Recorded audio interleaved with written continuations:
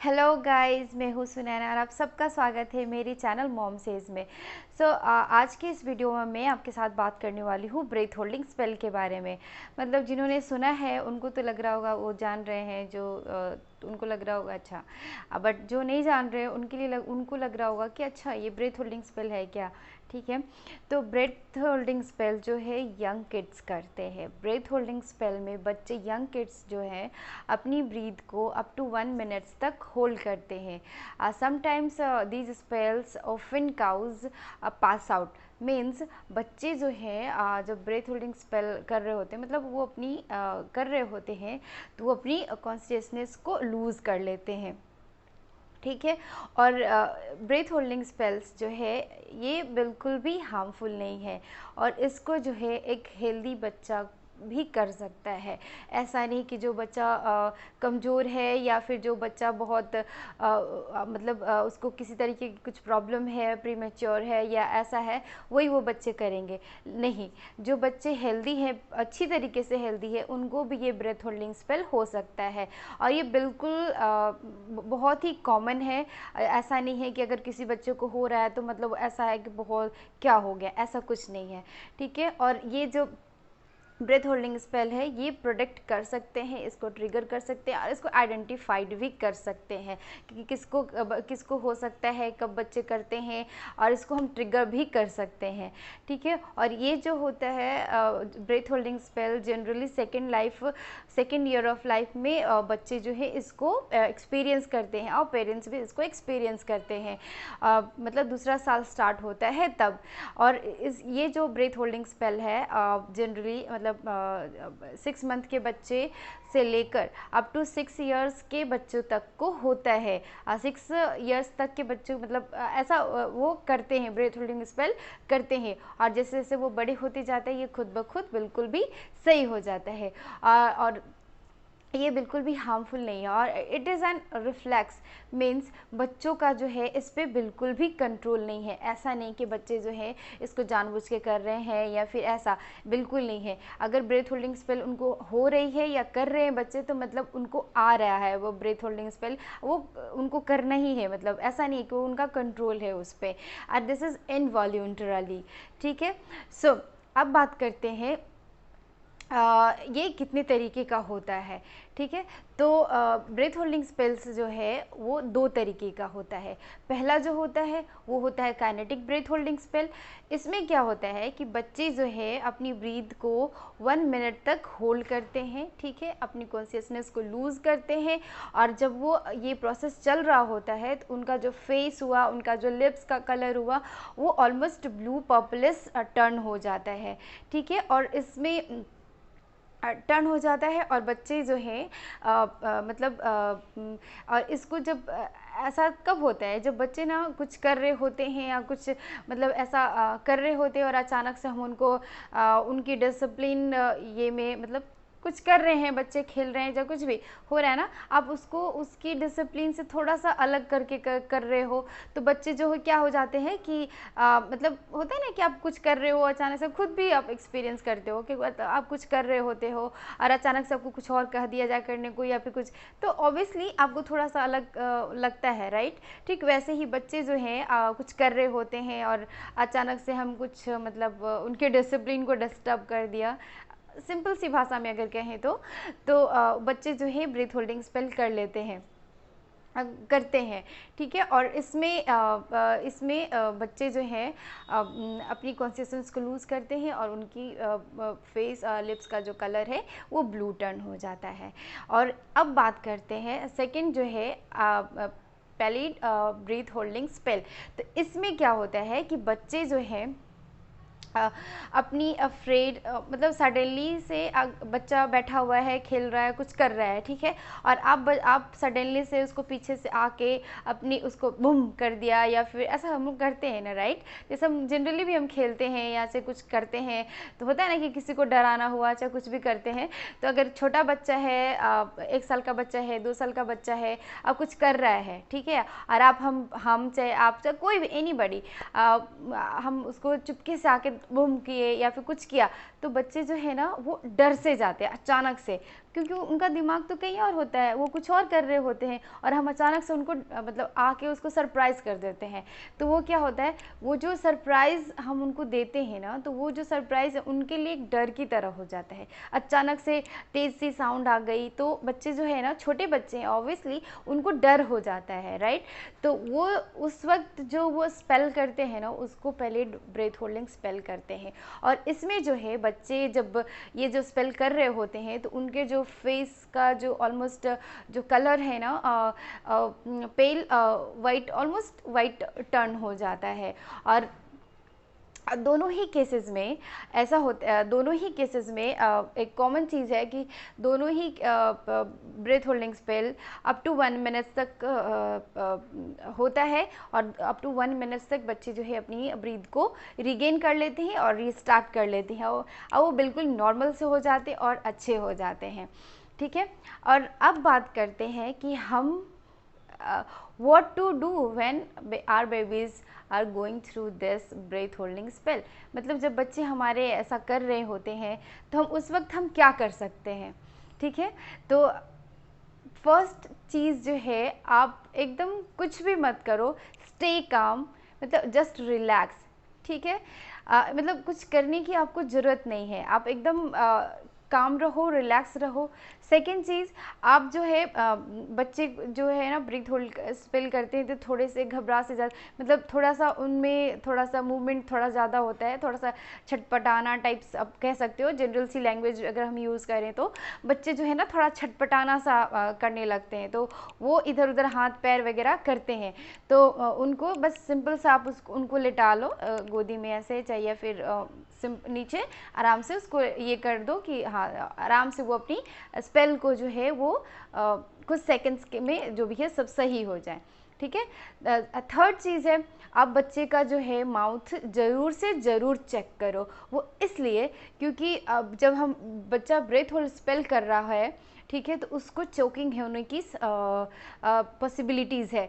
मतलब जो बच्चा ये ब्रेथ होल्डिंग स्पेल कर रहा है, अगर उसके मुंह में कुछ है या फिर कुछ खा रहा हो रहा है होता है और उस वक्त वो स्पेल हो रही है, ठीक है, तो उसको मे बी वो जो फूड है उससे उसके फूड पाइप्स वगैरह में वो चोक मतलब फंस जाने या चोकिंग होने की, मतलब जिसको चोकिंग बोलते हैं, चोकिंग होने की उसको प्रॉब्लम हो सकती है। तो थर्ड चीज़ हम लोग क्या करेंगे कि उसका माउथ चेक करेंगे कि उसके माउथ में कुछ है तो नहीं। अब फोर्थ है कि आप जो है ना पहले तो चेक कर लो कि आसपास कोई ऐसी फर्नीचर या फिर ऐसा कोई शार्प ऑब्जेक्ट हो गया या फिर कोई ऐसी ऑब्जेक्ट नहीं है जो बच्चे को जब वो कर रहा है या फिर जो थोड़ा सा डिस्कम्फर्ट वो फील करता है कुछ सेकंड्स के लिए, उस वक्त उसके ऑल अराउंड ऐसा कोई चीज़ नहीं है जिससे कि वो उसको हार्म हो या फिर किसी तरीके की उसको चोट लगे या फिर कुछ हो, ठीक है। तो ये चीज़ें हैं, 4 चीज़ें हैं जो हम कर सकते हैं जब बच्चे ब्रेथ होल्डिंग स्पेल कर रहे होते हैं तब। अब बात करते हैं कि हम कब इसको सीरियसली ले सकते हैं, मतलब हम कब हमको वरी होने की ज़रूरत है। वैसे ब्रेथ होल्डिंग स्पेल ऐसा कोई चीज़ नहीं है कि हमें इसमें हमको वरी होने की कोई ज़रूरत है, बिल्कुल भी नहीं है। लेकिन समटाइम्स ऐसा होता है कि कुछ आयरन डिफिशियंसी, मतलब कुछ बच्चे जो है ना एनीमिक होते हैं, मतलब जिनको आयरन की कमी होती है, तो anemia might be a cause for this breath holding spell, right. तो हमें उस वैसे केसेस में हमें अपनी पीडियाट्रिशियंस को है ना ज़रूर विज़िट करना चाहिए, उनको विज़िट करना चाहिए, उनको बताना चाहिए कि हाँ ऐसा बेबी कर रहा है। तो वो अगर आयरन डिफिशियंसी है तो उसके लिए तो पहले वो ब्लड टेस्ट कराएंगे बच्चे का, ब्लड टेस्ट कराएंगे, अगर ऐसा कुछ है, अगर फाइंड होता है कि हाँ बच्चा को आयरन डिफिशियंसी है, देन वो कुछ सप्लीमेंट्स प्रिस्क्राइब करेंगे, एज जो भी हो, ठीक है, वो मेडिसिन करें या फिर कुछ भी उसका ट्रीटमेंट होगा। तो वो जो है ना जो ट्रीटमेंट वो होगा, स्टार्ट होगा, तो वो जो स्पेल करने की जो फ्रीक्वेंसी है ना वो थोड़ा रिड्यूस हो जाएगी, मतलब बच्चे जो स्पेल है वो कम करेंगे। सो ये हो गई। और बहुत ही एक्सट्रीम केसेस में ऐसा होता है कि बच्चे जो स्पेल कर रहे होते हैं तो उसमें सीजर्स होने के चांसेस होते हैं, बट ये जो सीजर्स होते हैं ना बहुत सीरियस नहीं होते हैं, राइट। आप वो उसमें मतलब बहुत सीरियस नहीं होता है, और उस ये सीजर्स जो है बहुत लॉन्ग टर्म हार्म नहीं देते हैं, हेल्थ इश्यूज क्रिएट नहीं करते हैं। ये जैसे जैसा समय बढ़ता है या जैसे जैसे बच्चे बढ़ते जाते हैं, समय पास आउट होता है, ये सीजर्स भी मतलब सही हो जाता है, ठीक हो जाता है, मतलब डिसऑर्डर फॉर्म नहीं हो पाता है, राइट। सो ये हो गया। और एक मतलब होता है ना एक चीज़, अब हम उसको प्रिवेंट कैसे कर सकते हैं, मतलब छोटा सा ये चीज़ है कि हम इसको प्रिवेंट कैसे करेंगे, how we prevent breath holding spell, right. हम इसको कैसे रोक सकते हैं, ठीक है। मतलब पहला चीज़ है कि आप मतलब जैसे बच्चे को तो पहले एक आप होता है ना स्टबर्न बिहेवियर नहीं होने दो। वैसे ये ब्रेथ होल्डिंग स्पेल जो है बिहेवियर का फॉर्म नहीं है, ये बच्चों का बिहेवियर नहीं है, बिल्कुल भी नहीं है। ये बस हो जाता है बच्चों को, ठीक है, ये रिफ्लेक्स है, राइट। जैसे मैंने शुरू में ही वीडियो में शुरू में ही मैंने कहा, ठीक है।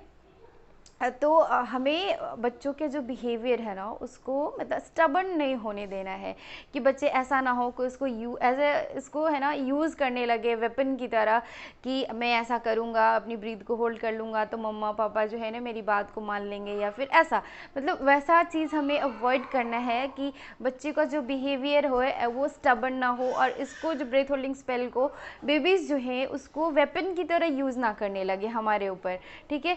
पेरेंट्स को बच्चों को कंट्रोल नहीं मीन्स मैनेज करना है, ठीक है, ना कि बच्चे मैनेज करने लगे पेरेंट्स को, ऐसा हमें उनको हमें कह सकते हैं उनको ट्रेन करना है, या फिर उनको नर्चरिंग करनी है उस वे में, राइट। सेकंड चीज़ है कि आप बच्चे जो हैं बहुत ही उनका जो हार्ट, उनका माइंड बहुत ही सॉफ्ट होता है, उनको आप जैसा बताओगे, जैसा दिखाओगे, जैसा करोगे, मतलब होता है ना वो उसको बहुत ही ईज़िली अब्जॉर्ब कर लेते हैं अपने अंदर, वो सीख लेते हैं, वो मतलब होता है ना कि आप कर लिया कि हाँ मतलब ऐसा है। तो हमें वैसी चीज़ें उनके साथ करनी है कि उनका जो ये जो चीज़ है ना वो उस चीज़ को मतलब पॉजिटिवली ले, राइट। होता है ना कि पॉजिटिवली उस चीज़ को ये करे, ऐसा ना हो कि वो अपने तरीके से उसको कर ले, मतलब जैसे जैसे बड़े होते हैं अपना खुद का उनका आइडियाज़ हो जाता है, थिंकिंग वे ऑफ थिंकिंग हो जाता है, सब कुछ हो जाता है, बट उससे पहले जो है हमें उसको एक सही डायरेक्शन देने की ज़रूरत होती है, और हम जैसे बच्चों को मोल्ड करेंगे ना बच्चे उसी शेप में बन जाएंगे। So this is all about this breath holding spell. अब बात करते हैं मेरे एक्सपीरियंस के बारे में, ठीक है। तो आप सबको मैं बता दूं कि I am a mother and मेरे जो हैं 2 बच्चे हैं, 2 बॉयज़ हैं, और ये जो ब्रेथ होल्डिंग स्पेल है ना वो मेरा छोटा बेटा करता है। हुआ क्या था, एक दिन ऐसे ही बस अचानक से मैं बहुत ही मतलब मेरी गोदी में ऐसे ही मेरा छोटा बेटा गोदी में था, ठीक है। फिर उसके बाद मेरी नीस हमारे साथ रहती है, वो ना उसको अचानक से मेरी गोदी से उसने ले लिया उसको, ठीक है। तो वो उसने ले लिया मेरी गोदी से उसको, तो मे बी उसको नहीं जाना था, उसको मम्मा के पास रहना था, इसलिए वो जो है ना रोने लगा। मैं वहाँ से चली गई, मैंने उसको वो ले ली मेरी गोदी से उसको, तो मैं वहाँ से चली गई, तो मे बी उसको नहीं जाना था इसलिए उस रोना स्टार्ट कर दिया, ठीक है। तो जनरली बच्चा रोता है कैसे हंसता है माँ को पता होता है। जब मेरा बेबी रो रहा था तो मुझे उसकी आवाज़ नहीं आ रही थी कि हाँ वो रो रहा है, मतलब उसकी गोदी में था रो रहा है बट आवाज़ मुझे नहीं आ रही थी। बहुत होता है ना कि एकदम म्यूट सा साउंड करना, एकदम ऐसा रो रहा था, तो मुझे थोड़ा सा वियर्ड लगा फर्स्ट, बहुत वियर्ड लगा मुझे। तो मैं वापस से उसको आई, क्या हुआ क्या हुआ, ठीक है। तो फिर देखा मैंने तो उसका जो फेस, उसका लिप्स जो है पूरा ही मतलब ब्लू टर्न हो गया, ऑलमोस्ट पर्पल। मतलब मैं तो उसको देख के तो बहुत ही शॉक्ड हो, तो बहुत ही घबरा सी गई कि मेरे बच्चे को हो क्या गया है, मतलब क्या हो गया इसको बेटा, मतलब बाबू क्या हो गया आप, मतलब उसको मैंने गोदी में ले लिया उसको, और फिर मैं उसको ये करने लगी तो थोड़ा सा वो डिस्कम्फर्ट उसको लग रहा था, बहुत हाथ पैर इधर उधर कर रहा था। तो मैं कुछ कर नहीं सकती थी, मेरा तो दिमाग ही काम नहीं कर रहा था कि मैं करूँ क्या। ठीक है, तो भी कुछ मतलब कुछ ही सेकंड्स में बच्चा मेरा है ना, वो थोड़ा सा जब स्टार्ट से जो ब्रीथ जो स्टॉप किया हुआ था, रुका हुआ जो था, वो स्टार्ट किया ना, तो मतलब जब लेना स्टार्ट किया तो वो थोड़ा सा मतलब होता है अनकॉन्शियस सा हो गया। मतलब उसको लग रहा था कि मतलब कुछ नहीं है आसपास, ऐसा उसको फील हो रहा था। अब मुझे वो मैं महसूस कर रही थी, क्योंकि वो मेरी गोदी में था, मैं उसको देख रही थी, मैं महसूस कर रही थी उसको। और मुझे बहुत ही मतलब मेरे लिए बहुत ही अलग तरह का एक्सपीरियंस था। लेकिन कुछ ही देर में मतलब 5 मिनट 10 मिनट्स हुए ना, वैसे ही वो थोड़ा सा एकदम होता है, थोड़ा देर के लिए 5-10 मिनट के लिए वो रिलैक्स हो गया। फिर जैसे मतलब रिलैक्स हुआ तो फिर से मेरी गोदी से खुद ही खुद नीचे उतर गया और वो खेलने लगा, एकदम नॉर्मल हो गया। तो मुझे लगा अच्छा ठीक है, चलो ठीक हो गया, मे बी ये फर्स्ट टाइम होता है, रोते हैं बच्चे तो ऐसा करते होंगे। फिर लेकिन दोबारा से उसने वैसा किया तो मुझे लगा कि नहीं, अब तो कुछ बात है, मुझे अपनी पीडियाट्रिशियन से बात करनी ही पड़ेगी। तो मैंने उनको फ़ोन लगाया, उनको बोला कि ऐसे ऐसे हो रहा है। अब मेरे पीडियाट्रिशियन मेरे मतलब जब से मेरे दोनों बॉयज़ हुए हैं ना, तब से डिलीवरी के समय से ही वो उन्होंने उन दोनों को देखा है। और कुछ भी होता है तो मैं उनसे कंसल्ट करती हूँ। तो वो उनको मैंने कॉल किया तो फिर उन्होंने बताया कि ऐसा कुछ नहीं है, वो बिल्कुल भी नॉर्मल है, आप चिंता नहीं करो, बच्चे वैसा करते हैं। आज जैसे जैसे वो 2 साल 3 साल का 4 साल का हो जाएगा, वो खुद ब खुद सही हो जाएगा, आपको चिंता करने की ज़रूरत नहीं है, कोई सीरियस बात नहीं है, एकदम आप रिलैक्स रहो, बिल्कुल सही हो जाएगा वो। ठीक है, तो मतलब वो जो हुआ तो शायद मैं अपना मुझे जहाँ तक लगता है, हो सकता है बच्चा जो है अपना एंगर वो दिखाना चाह रहा था, वैसे करके मतलब दिखाता है, मेरा बेबी वैसा करता है। अभी तक उसने जब से उसने स्टार्ट किया है, वो 8-9 मंथ का था तब उसने फर्स्ट टाइम ऐसा किया था। जब अभी तक उसने 3 बार ऐसा किया है। मुझे बहुत ही लगता है ना, अब मुझे पता है कि ऐसा मेरा बच्चा अब कब कर सकता है, या फिर वो अपनी एंगर को दिखाता है, या फिर वो मुझसे अलग नहीं होना चाहता है। ऐसा मतलब माँ हूँ ना, तो कुछ भी मतलब लगता है कि अच्छा मेरा बेटा मेरे से अलग नहीं होना चाहता है, या फिर गुस्सा हो जाता है, उसको अच्छा नहीं लगता है, इसलिए वैसा करता है। तो मैं वैसा सिचुएशन जो है ना कि मैं कोशिश करती हूँ कि उसको अवॉइड करूँ, कि वैसी चीज़ें ना हो जिससे वो उसको वापस से दोबारा से ब्रेथ होल्डिंग स्पेल करे, और उसको करने की ज़रूरत पड़े, या उसको थोड़ा डिस्कम्फर्ट हो या मुझे डिस्कम्फर्ट हो। So that's all for this video. If you like this video, please hit the like button and subscribe my channel. Thank you.